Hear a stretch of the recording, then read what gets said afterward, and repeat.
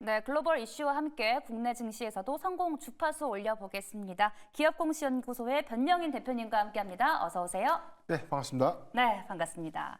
네, 이번 주 다양한 이벤트들이 예정이 돼 있기에 투자 포인트 잘 잡아야 될 것 같습니다. 함께 글로벌 증시에서 찾아본 이슈부터 확인해 볼게요. 화면으로 만나보시죠. 네, 첫 번째 이슈입니다. 테슬라 2분기 전기차 인도량 전망치 45만 대. 네, 이번 이슈입니다. 테슬라의 2분기 전기차 인도량이 시장 전망치를 하회했다고 하는데요. 이유가 궁금합니다. 우선 월스트리트 컨센서스에 따르면 네. 이 테슬라의 2분기 인도량 아직 발표는 안 됐는데 전체 한 45만 대로 좀 추정이 되고 있다라고 좀 전해졌습니다.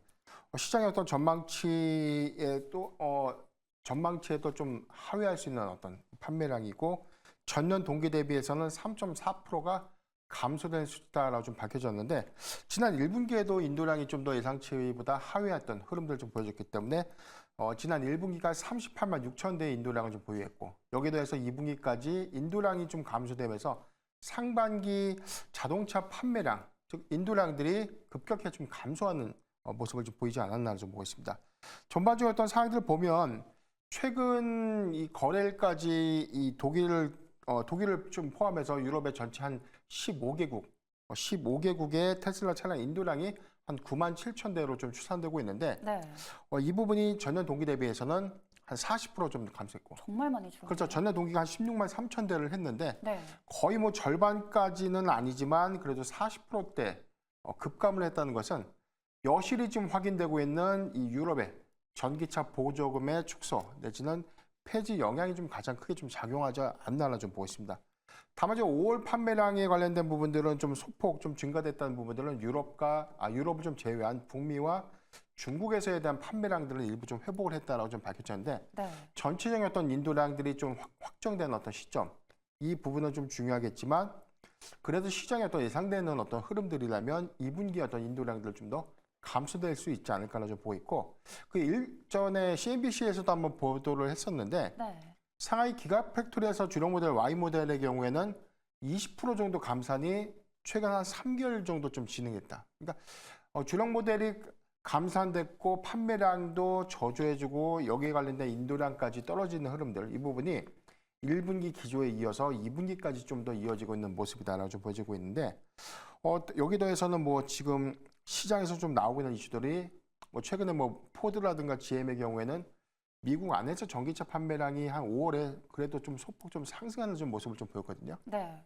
이 부분이 유럽의 온도차가 유럽과 좀 북미양 시장의 어떤 온도차가 좀 더 크게 작용하지 않았나 좀 보고 있고 여기 더해서는 오히려 하반기 관련된 인도량도 굉장히 좀 중요한 포인트인데 네, 지금 유럽도 사실 중국산 전기차 그리고 중국에서 제조된 부품을 탑재한 전기차의 경우에는 고율의 관세를 좀 부과할 수 있다. 이 부분이 유럽향 수출 비중의 대다수를 좀 차지하고 있는 테슬라 기가팩토리에서 상하이 기가팩토리에서 만들고 있는 양산 물량들에 대한 어떤 공급들이 고율 관세 부과 혜택으로 인해서 판매량이 좀 더 저조해질 수 있다는 어떤 우려감들이 하반기에도 계속해서 좀 발목을 좀 잡지 않을까 좀 전망되고 있습니다. 어떻게 보면 이 중국을 때리려고 했던 전기차에 대한 관세가 테슬라를 겨냥하고 있는 거네요. 지금 근데 뭐 이 부분에 대해서는 우리가 지난주에도 한번 언급을 좀 했는데 네, 네, 지금 테슬라 차량에 한해서는 네, 특별 관세로서 좀 유예를 검토할 수 있다. 근데 아직 이게 확정된 것이 좀 아니기 때문에 네, 테슬라가 유럽에 우리 것만 좀 빼줘라고 좀 얘기를 하고 있지만 네, 아직 정책적인 어떤 변화 부분은 좀 더 지켜봐야 될 것 같고요. 최근에 뭐 중국 전기차의 경우에도 독일차의 관세를 우리가 인하해 줄 테니 네. 우리의 전기차는 고율의 관세 부과에 관련해서 좀 제외를 시켜달라는 어떤 딜을 좀 성사시키고 있는 분위기 이런 것들을 좀 종합적으로 좀 검토해 볼 필요가 있다고 좀 보고 있는데 네. 전국적으로는 테슬라가 유럽의 어떤 진입이 중국에서 생산되고 있는 매출의 어떤 감소로 좀 더 이어질 수 있다면 중국 생산분이 미국에서에 대한 어떤 판매량으로 좀 더 가름할 수 있는 부분들 이 부분은 좀 대치될 수 있는 요인이 있는데 중장기 관점에서 만약에 고율 관세 혜택들을 고율 관세 부과에 관련된 어떤 규정들을 동일하게 좀 적용하게 된다면 사실 테슬라가 중국에서 많이 만들면 만들수록 좀 손해인과 더불어 뭐 여기서는 뭐 중국의 내수 시장만 뭐 두고 판매를 할 수는 없으니까 네. 이 부분 관련된 어떤 전체적인 어떤 정책의 변화가 어떤 진행되지 않을까 좀 보고 있습니다. 네, 이쪽 섹터를 보려면 어쨌든 이 정책적 뉴스플로우도 계속해 체크를 하셔야 될 것 같습니다. 이 테슬라 인도량이 전망치를 하회한 만큼 2분기 관련주, 이 전기차 섹터가 좀 영향을 받을 것 같습니다. 최근에 이 스타트업 피스커도 파산보호 신청을 하지 않았습니까? 그런 만큼 이 전기차 섹터에서는 좀 꼼꼼한 투자 전략이 있어야 될 것 같은데요. 네, 오늘 주가 동향을 좀 보면 리비안이 아까 한 시초에 한 2% 정도 좀 상승을 했다 현재 0.9% 상승하고 있는 모습 보여주고 있고 네. 테슬라의 경우에는 현재 좀 0.3% 정도 좀 상승한 두 종목 다 좀 상승 전환을 좀 하고 있는 부분을 보여주고는 있지만 사실 뭐 2분기 관련된 업황, 뭐 노이즈 이슈는 저는 상당히 좀 선반영됐다라고 좀 보고 있어요. 우리가 작년 하반기부터 계속해서 좀 나왔던 이야기가 네. 전기차의 수요가 둔화되고 있고 이 기조는 2024년도까지 이어질 수 있다. 심지어는 2025년도까지에 대한 판매량. 이 부분은 주요국들의 보조금에 대한 정책 변화 그리고 고금리 기조가 장기화됨에 따른 어떤 판매량 연동 이 부분 이 두 가지 부분 그리고 여기 더해서는 뭐 중국의 저가 가격 경쟁으로 인해서 뭐 시장의 어떤 왜곡 현상들이 좀 더 확대되는 모습들 크게는 좀 세 가지 어떤 유형으로 전기차에 관련된 어떤 이 업황이 네. 굉장히 좀 부진하게 좀 이어지고 있는 흐름들 좀 보여주고 있는데 여기서 뭐 사실 뭐 더 나빠질 것들이 좀 있을까라고 좀 판단이 될 만큼 이미 저는 상당수 어떤 업황 부진에 관련된 이슈들은 좀 선반영됐다고 봅니다. 그래서 오늘 주가의 경우에는 다소 좀 노이즈 이슈가 좀 부각됐음에도 불구하고 테슬라가 보합권에서 좀 상승 기조를 좀 보여주고 있는 부분들은 크게 어떤 실적에 관련된 영향들은 주가의 상당 부분 좀 선반영되고 있는 과정이다라고 좀 보고 있습니다. 다만 이번에 인도량의 관점에서 우리가 좀 주의해야 될 포인트가 테슬라가 네. 2주 후에 이 인도량에 관련된 최종 어떤 수치를 좀 발표를 하게 될 경우에 단기간 어떤 수급 변동 이슈로 좀 작용을 할 수 있겠고요. 여기 더해서 뭐 2분기 실적에 관련된 추정치가 약 5% 정도의 실적 감소 요인. 이 부분은 최근에 뭐 판매량이 좀 감소됐던 영향들도 있지만 차량의 판가를 좀 낮췄던 1분기에 이어서 2분기 기조까지. 그래서 판가를 낮췄는데도 불구하고 많이 팔리지 못했다는 것은 그만큼 이익이 급감할 수밖에 없는 영향으로 좀 작용할 수밖에 없다고 보고 있기 때문에 네. 이 부분을 좀 주목을 해야 되고요. 우리가 이제 하반기 관점에서는 좀 다소 좀 긍정적으로 좀 보는 이슈는 테슬라가 하반기부터는 판매량들이 좀 소폭 좀 더 증가될 수 있는 또 요인들이 확인되고는 있지만 여기에 더해서 현재까지 한 14% 정도의 감원을 좀 추진했다라고 좀 밝혀졌죠. 이게 2분기 실적 기조 이후에 20%대까지에 대한 어떤 감원이 추가적으로 좀 더 이뤄진다면 네. 상당한 어떤 비용 통제 효과로 작용을 할 수 있기 때문에 2분기 대비해서 3분기에는 이익 개선들에 관련된 비용 통제 효과가 좀 나타나지지 않을까. 저는 이렇게 좀 보고 있습니다.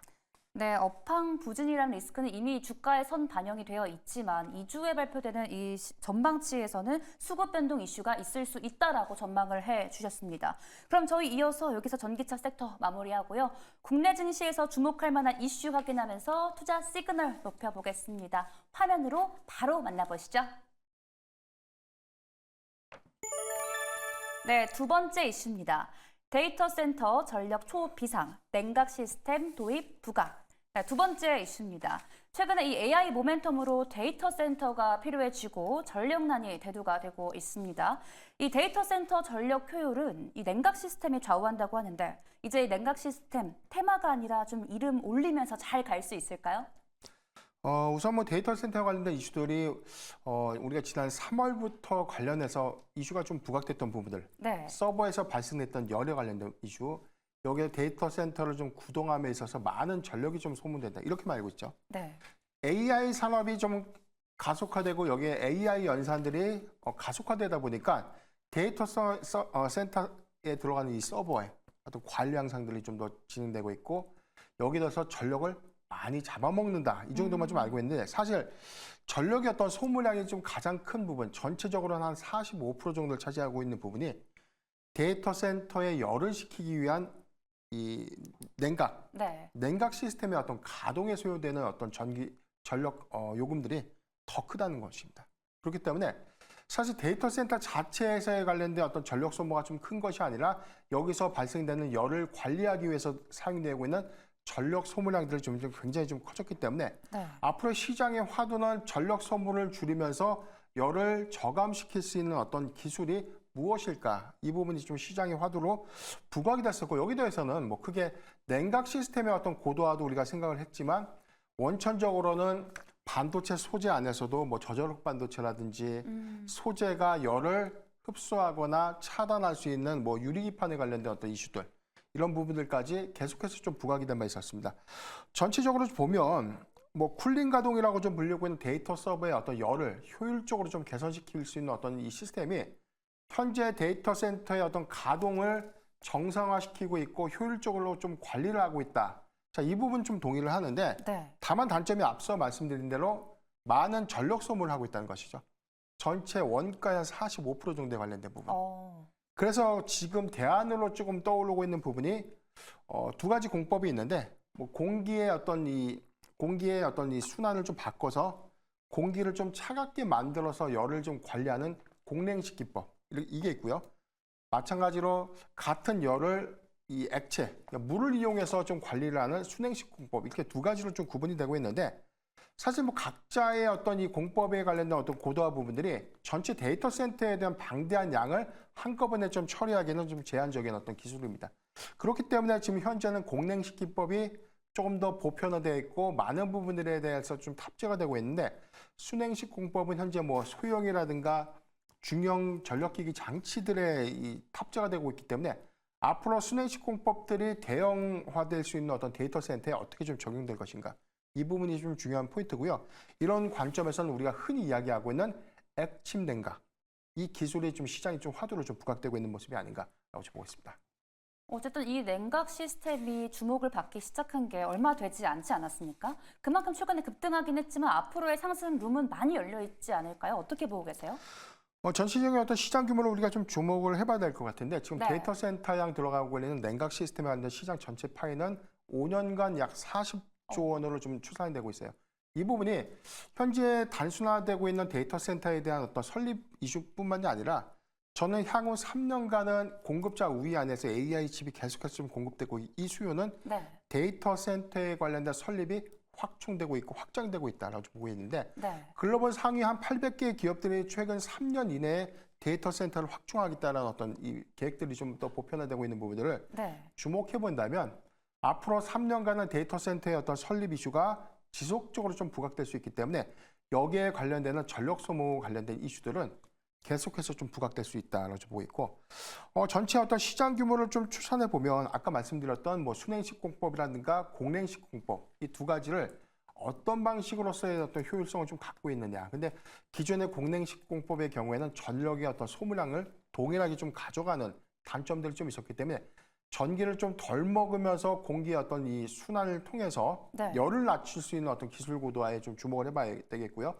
마찬가지로 뭐 순행식 공법의 경우에는 액침 냉각이죠. 지금 뭐 중형이나 소형에 들어가고 있는 순행식 공법이 대형화 시킬 수 있을 때는 어떤 공정 적용의 어떤 단점들이 좀 있기 때문에 이거를 단순하게 물이 아니라 지금 뭐 비전도성 액체에 담가서 서버에 열을 식히는 어떤 공법으로서의 어떤 이 부분이 시장이 좀 대안으로 좀 작용하고 있고 한 내년까지의 전체적인 어떤 시장 파이가 한 3조 원으로 좀 추산되고 있는데 이 부분이 단기적 관점에서에 대한 어떤 공급량들이 좀 더 증가되고 있고 해당 공급량들에 관련된 수주 가능성들 안에서 최근에 뭐 LG전자라든가 뭐 GST 뭐 관련 뭐 SK이노베이션 이런 종목들이 굉장히 좀 관련의 어떤 수혜로 좀 부각되고 있는 흐름으로 좀 작용했다라고 좀 말씀드렸습니다.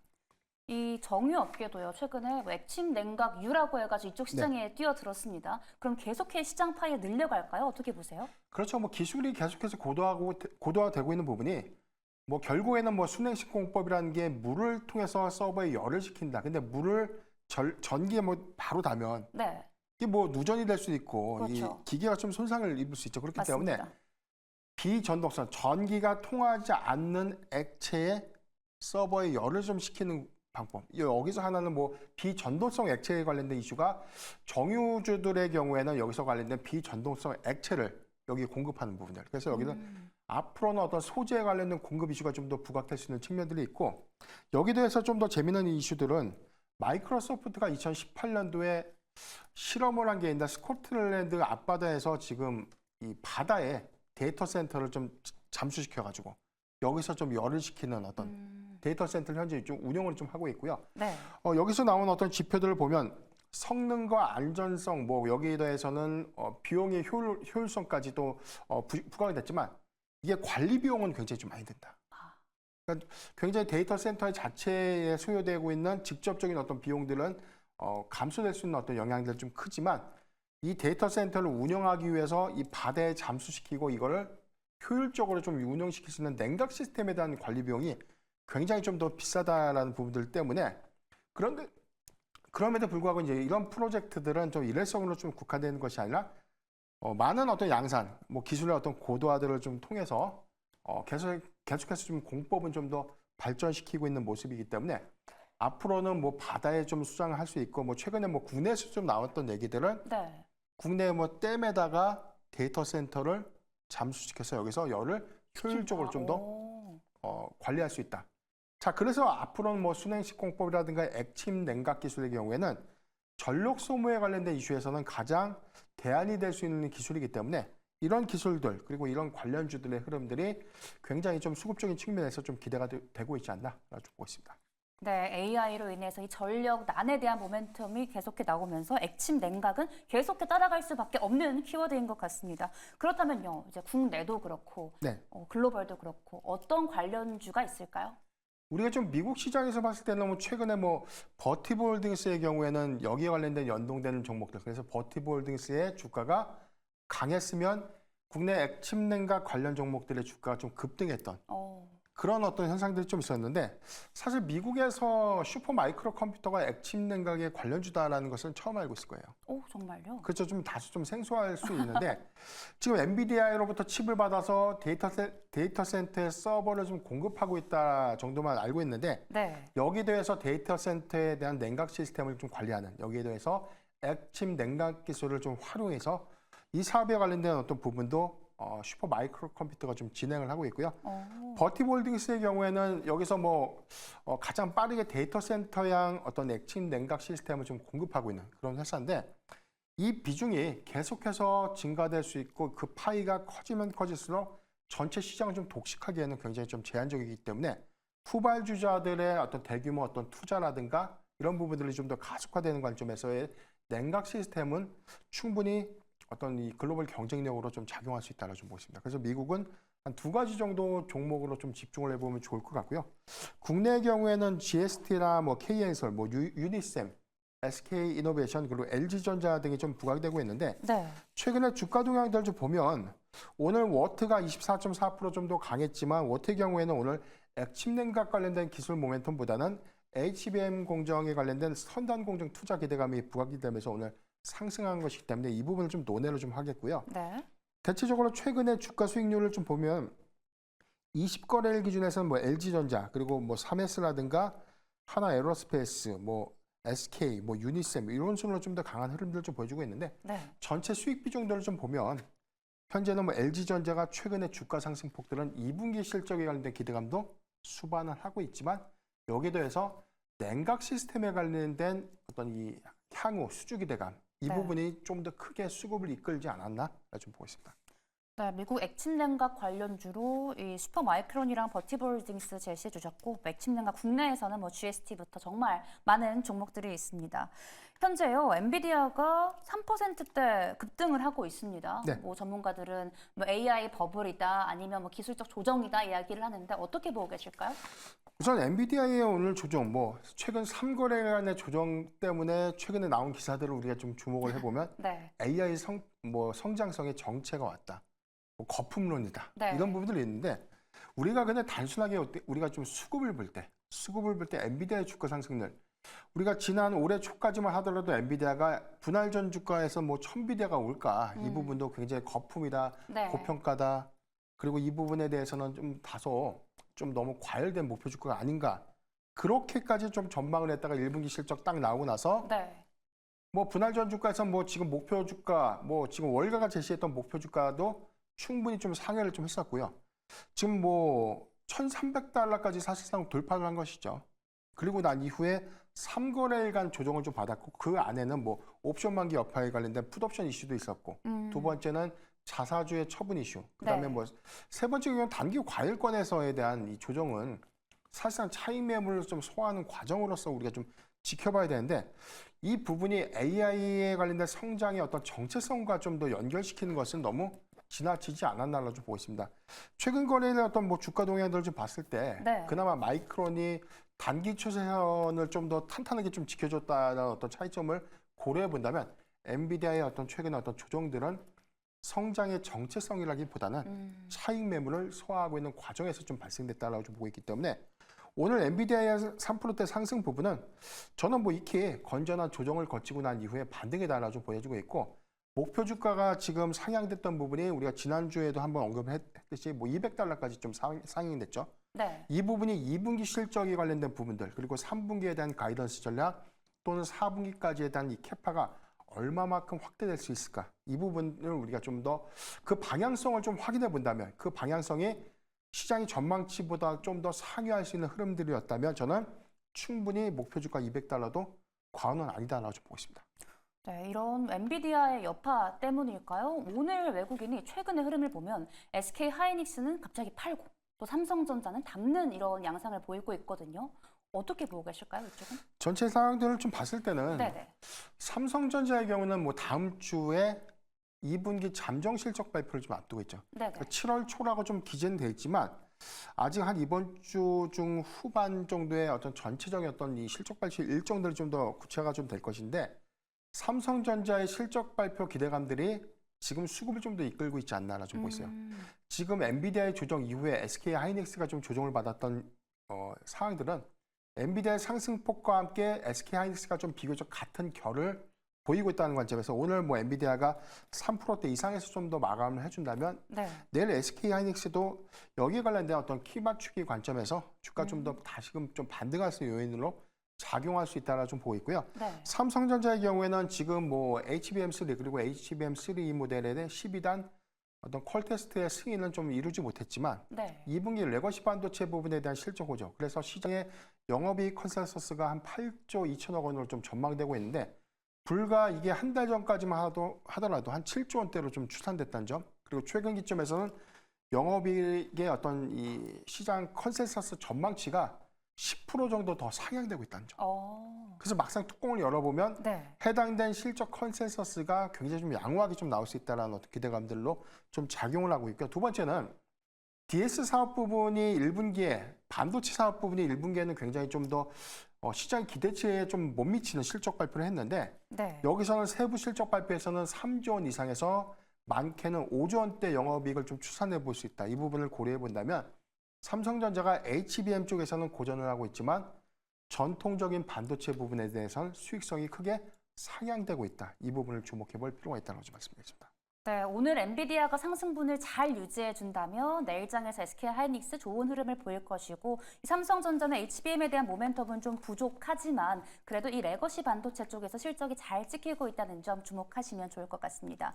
저희 이어서요 또 시장이 주목하고 있는 네. 이슈가 하나가 있습니다. 네. 한국 시간으로 이제 목요일 새벽이죠. 마이크론의 실적이 발표가 됩니다. 근데 요즘에 또 실적이라는 게 아무리 호실적이라고 해도 네네. 시장이 정말 세밀하고 기민하게 반응을 해요. 그래서 향후 주가 흐름이 실적에 대한 내용이 반도체에 대한 좀 섹터를 네네. 좌지우지하지 않을까 걱정이 되는데 어떻게 보고 계실까요? 1분기 실적 흐름과 동일할 것입니다. 이 부분은 좀 팩트가 될 수밖에 없는 게 제가 1분기에도 좀 말씀드렸는데 시장의 반도체에 관련된 기대치들이 굉장히 좀 커졌어요. 네. 그런데 이 기대치를 충족했다. 단순하게 충족했다는 것은 실적 기대치에 부합했다는 의미입니다. 부합을 했는데 이걸 악재로 인식합니다. 왜 더 못했어? 이렇게 되는 거죠.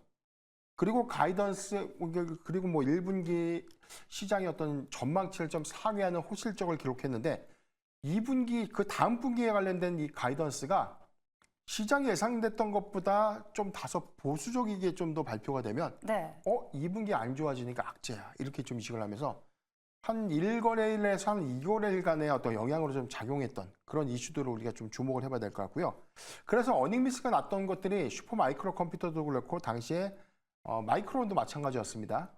뭐 여기서 뭐 AMD도 마찬가지고요. 이렇게 세 개 종목들의 어떤 실적 추이를 보면 굉장히 어떤 전년 동기 대비 호실적 기조를 좀 유지했는데 네.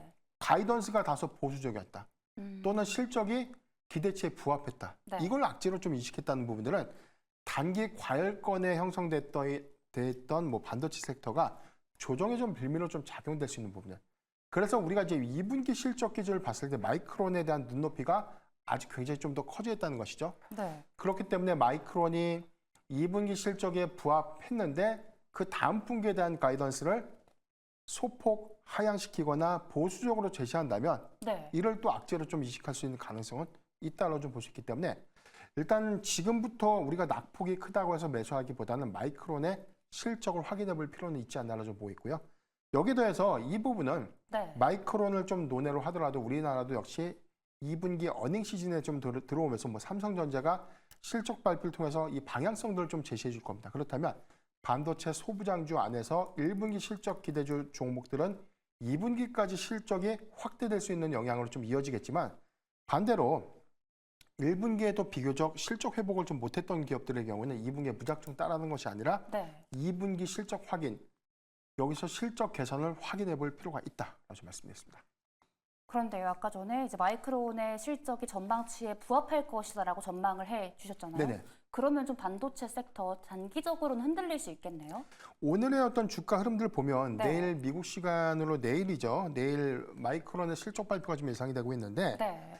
그렇다면은 내일 현지 시간이니까 우리나라 시간으로는 목요일 새벽이겠죠. 그렇죠. 네. 그래서 이제 우리나라는 그 다음날 아침장에 네. 이 장 이후에 어떤 실적 내용들이 좀 더 공개되고 관련된 실적 컨퍼런스 관련된 내용들이 좀 나올 텐데 네. 그 부분을 좀 주목해 보면 오늘의 어떤 이 미국 섹터 안에서에 대한 뭐 엔비디아의 반등들 그리고 네. 전반적인 어떤 반도체 섹터의 오늘 반등 흐름들을 좀 우리가 좀 복기를 해보면 충분히 마이크론의 어떤 실적 기대감들을 현재 좀 반영하고 있다고 좀 저는 보고 있습니다.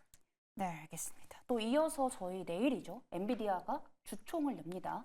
네. 여기에서는 좀 어떤 내용이 나올지 어떻게 전망하고 계실까요? 향후 주가 흐름까지. 사실 오늘 주가가 좀 반등됐던 부분들, 엔비디아의 주가가 다 반등됐던 부분들은 주주총회가 단순하게 열린다 이 관점으로 해석하기보다는 네. 여기서 젠슨 왕이 하반기 전략을 어떻게 좀 가져갈 것일까? 투자라든가 차세대 기술에 관련된 방향들 전체적인 어떤 협업 그리고 AI의 차세대의 어떤 적용 기술 부분 해가지고 구체적인 어떤 이 관련 기업들과의 어떤 협력 과시화 부분들. 네. 그래서 젠슨 왕의 한마디가 사실상 엔비디아의 어떤 추가적인 어떤 이 모멘텀으로 좀 더 부각될 수 있는 부분도 있고 네. 이 부분은 국내 반도체 섹터에 마찬가지로 낙수 효과가 좀 될 수 있는데 관련된 발언으로 인해서 해당될 수 있는 수혜주 종목들도 네. 주가가 좀 단기간 좀 부각될 수 있는 부분들. 그래서 단순하게 주주총회에 대한 관련된 어떤 기대감보다는 젠슨 왕의 어떤 메시지를 좀 더 주목해보는 경향이 아닌가라고 좀 보고 있습니다. 네, 주주총회보다는 젠슨 왕의 입을 주목하셔라라고 전해주셨습니다. 저희 이어서 이전에 6월 18일인가요? 언급해 주셨던 대주전자재료 있습니다. 리뷰 부탁드릴게요. 네, 사실 그때 방송 이후에 큰 네. 폭의 상승폭은 아니었고 사실 제가 정확히 좀 기억을 하기에는요. 추세선상으로서 추가적인 상승 구간, 단기 타점으로서 가능한 구간을 제시해줬고 이 부분이 6월 12일이죠. 16만 3,400원 이후에 주가가 좀 소폭 좀 조정을 좀 받았지만 반등하는 모습들을 좀 보여줬습니다. 그 이후에는 최근에는 다시 뭐 인터배터리 2024 유럽 일정에 관련된 일정은 좀 소화했지만 네. 전반적인 수급을 좀 강하게 좀 이끌지 못했지만 저는 대주전자재료의 실리콘 이 음극재 어떤 탑재 부분들에 대한 적용 차종이 2종에서 최종으로는 뭐 9종까지 좀 늘어날 수 있다는 점, 이 점을 계속 주목해볼 필요가 있다고 보이고요. 전체적인 1분기 매출 기준에서 매출 포지션의 20%밖에 차지하고 있지 않은 음극재 부분이 네. 하반기를 지나서 2025년도에는 약 30%에서 40%까지 그 매출이 확대될 것이다. 이 부분을 주목해볼 필요가 있다라고 좀 말씀드렸습니다. 네, 실리콘 음극재 대장주죠. 이 대주전자재료 리뷰해 주셨는데 내년에는 30% 이상의 캐파를 더 가져갈 것이다라고 이야기를 해 주셨습니다. 그렇다면 저희 내일 시장에서는 어떤 종목을 좀 관심 가져보면 좋을까요? 예, 저는 지금 액침 냉각 관련된 기술에도 관련주로도 좀 편입되어 있는 LG전자. 여기에 대해서는 사실상 이 회사의 어떤 전체 매출 포지션에 네. 공조 시스템 부분, 그래서 뭐 내년부터는 공조 시스템 부분 안에서 이 냉각 시스템 매출 파이가 한 20% 정도 상향될 수 있고 내년부터는 조 단위의 매출이 가능하다라는 긍정적인 어떤 리포트 효과도 좀 있었지만 LG전자의 전체적인 어떤 공조 시스템 매출은 그렇게 크지 않습니다. 그렇다면 좀 제가 좀 주목해 볼 포인트는 내년부터 확대될 수 있는 전장 사업 부분 그리고 현재 B2B 매출의 어떤 확대로 인해서 2분기 실적의 어떤 예상치 상회, 즉 어닝 서프라이즈가 좀 예상되는 실적 기조에 주목을 해볼 필요가 있다고 좀 말씀드렸고요. 네.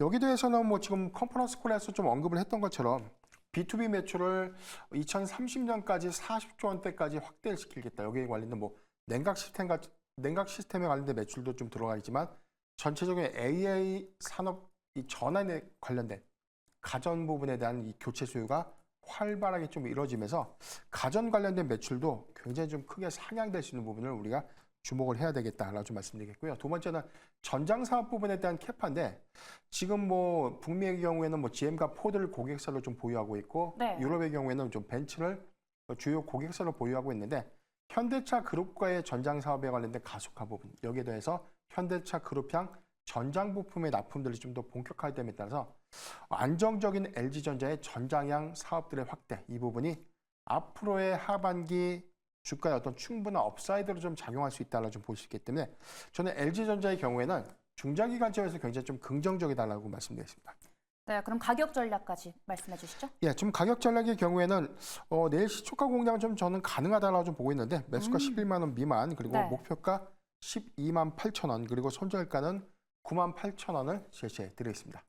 네, 이렇게 LG전자 가격 전략까지 만나봤습니다. 시장의 다양한 이야기들과 함께 투자 포인트 잡아봤는데요. 오늘은 여기서 보내드리겠습니다. 지금까지 기업공시연구소의 변영인 대표님과 함께했습니다. 오늘도 고맙습니다.